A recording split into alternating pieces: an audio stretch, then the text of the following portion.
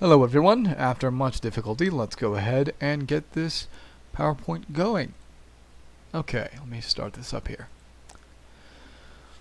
A look into the effects of bias, discrimination, and prejudice against religious individuals through the framework of Islamophobia, anti-Christianism, and anti-Semitism in global media. A senior capstone project by Tavis Root. The world we live in is no stranger to any kind of discrimination, be that for the color of our skin, where we live, how we dress, or our religious beliefs. It is no stranger to the many biases that plague us as individuals, as societies, and it is no stranger to the prejudice which follows. So, what is the question that I aim to put new thought and interpretation toward? In our modern world, are we seeing a rising amount of Islamophobia, anti-Christian behavior, and anti-Semitism? Is the approach of many media outlets a catalyst for this rise in anti-religious thought? If so, what effects is this social aspect having on the individual religious person, and is this causing an increased amount of bias, discrimination, and prejudice against religious individuals within modern society? Before we can really begin to dive into this question, we first need to set out a few specific definitions for the sake of clarity. First, what is religious discrimination?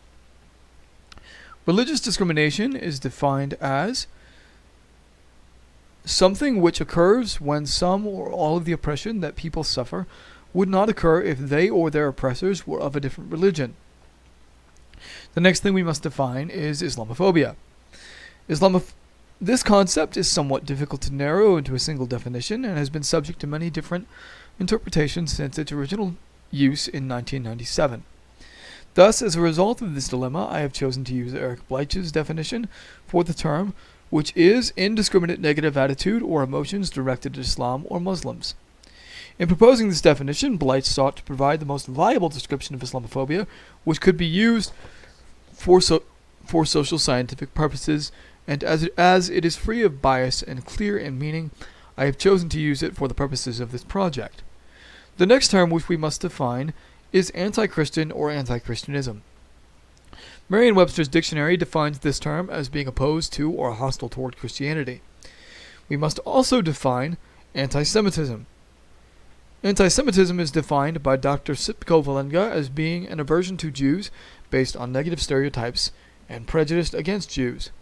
And so, with these definitions in place, we can ask the main question of our inquiry. Islam and media effects.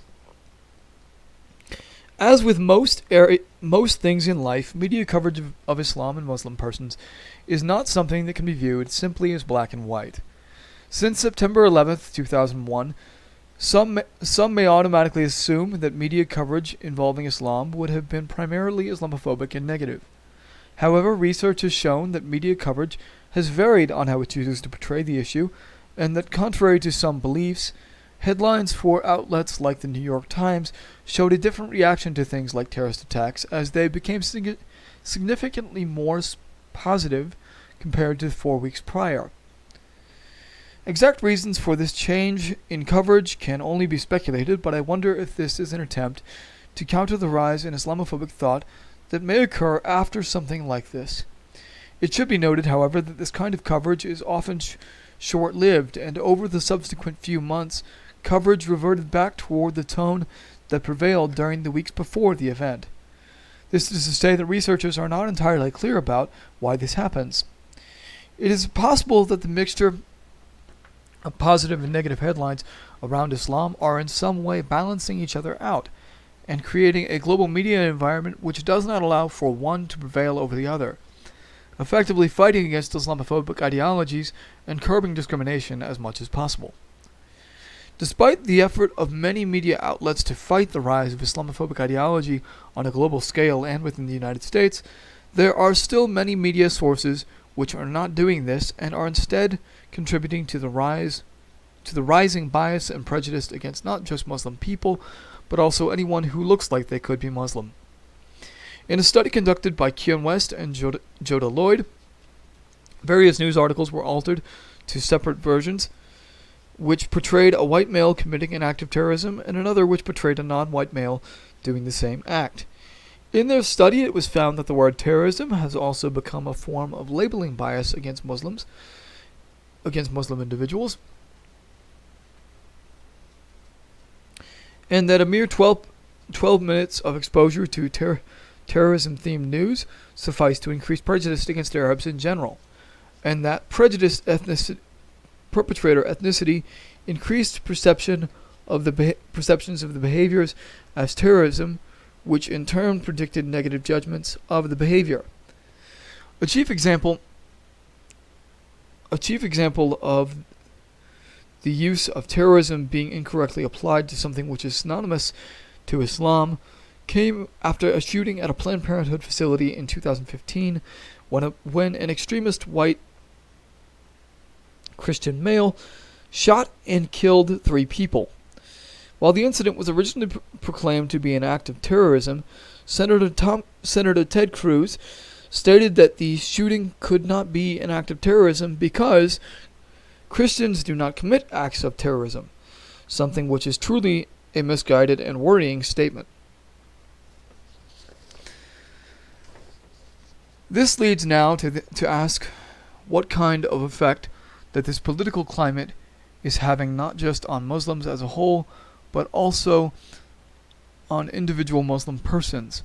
An article done by BBC News details the personal accounts of several Muslim individuals as they talk about prevailing worries around being Muslim in North America.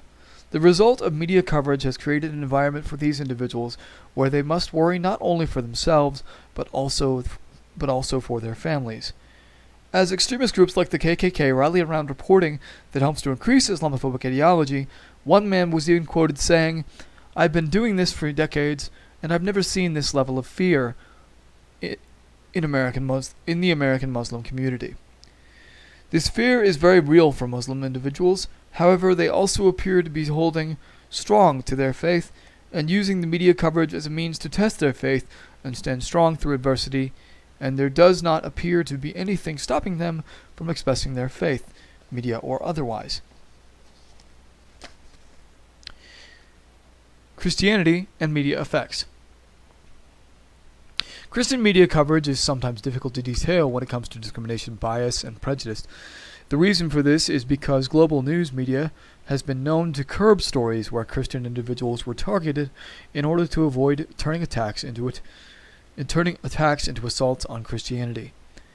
For example, in 2002, there was an attack on a Christian charity in Karachi, Pakistan, where a gunman separated Christian from Muslim workers and methodically shot 7 Christians in the head. The attack on this charity was covered by global media in many ways, being attributed to such things as poor security. Never once was it considered an attack on Christianity itself, despite the separation of Christian from Muslim workers. Ignored was the statement by the group who took responsibility that their intention was to kill Christians in revenge for the death of Muslims in Afghanistan. Why the media would choose not to comment on this kind of thing and avoid talking about Christian persecution, is unclear. But despite this, it is happening. The sheer number of incidents of this kind is staggering, but due to the time constraints on this talk, I cannot cover them all. As we move on to the way society on a global scale sees many Christian individuals, we see such things as the Chinese government burning down and demolishing churches, forcing Christians to renounce their faith, as well as burning Bibles and crosses. Christian pastors in China who have spoken out about this treatment remain unnamed out of fear that something may happen to them. This situation is creating tremendous impacts on Chinese Christians as they are being rounded up and questioned by police, as well as having their social media accounts blocked and shut down. Oftentimes, the actions of Chinese police forces are violent and inhumane, with Chinese Christians being beaten and abused in attempts to find other members of their congregations. The last thing to be asked when looking at the media effects on Christians is whether or not there is a personal level of fear because of the rising discrimination, bias, and prejudice against Christian individuals. While there may be a feeling of fear, there is also a willingness to push on through adversity among many believers, and especially within Chinese congregations, with Christian believers using the media as a means to get out a message of hope, saying even if we are down to our last five, worship and gathering will still go on because our faith is real. Persecution is a price worth paying for the Lord. We would rather live through it than to hide our faith, and we hope Chinese churches will speak up and stand with us. And so there does not appear to be anything that is stopping many Christians from expressing their faith, just like their Muslim counterparts. Judaism and media effects. Judaism, like Islam and Christianity, is no stranger to its share of persecution. Media coverage of anti-Semitism is something that the entire world watches for, especially in Germany. Germany's government details that this rise in part to the covering of the Israeli-Palestinian conflict by German media sources. Further anti-Semitic situations have occurred within German media, with renditions of Mark Zuckerberg in German media with a Jewish nose as he holds the world hostage. This kind of thinking has also prevailed in Germany, in German social media, as terms like, excuse the vulgarity, shit Jew are being used across the internet as well. This then carries into a question of how this is affecting Jewish individuals. On a global level, many Jewish individuals see anti-Semitism as a serious problem, with the older Jewish individuals seeing it as more of a problem than the younger. Other researchers have also found that perceptions of anti-Semitism in news media depend largely on how much a person identified with the Jewish faith. In doing so, perceptions of anti-Semitism in news media also depended on how often anti-Semitic terms were used. This is to say, unlike Islamophobic and anti-Christian comments in global media, Jewish perceptions and effect of anti-Semitic actions on the individual seem to be largely dependent upon the individual. So then, is there a sense of fear among Jewish individuals as they look at anti-Semitic behavior? In many ways, yes, with certain Jewish individuals having stated that they are afraid to show things like their Star of David. As police presence is bolstered in Jewish places of worship, there also seems to be a degree of worry among many people, no different in many ways than what is felt by Muslim and Christian individuals. Despite all of this, there is a sense of community among Jewish individuals, and many of them, despite media coverage which may cause anti-Semitic behavior to rise, are standing strong and continuing in their faith. In conclusion, even despite the fact that there appears to be a rise of Islamophobia, anti-Christianism, and anti-Semitism in today's global media, there seems one solid conclusion that can be made. Media does have some effect on perceptions of these three faiths, and in some cases it may even cause certain situations to increase in global society. However, there does not appear to be many cases of persons within these three faiths showing a reluctance to express their faith or the accoutrements of their faith, and so the answer to our question is this. While fear is there and media coverage may increase that fear in some cases, people of faith are still holding strong to their beliefs and carrying them out with pride. Enclosed in here are the sources for you to look through. Please feel free.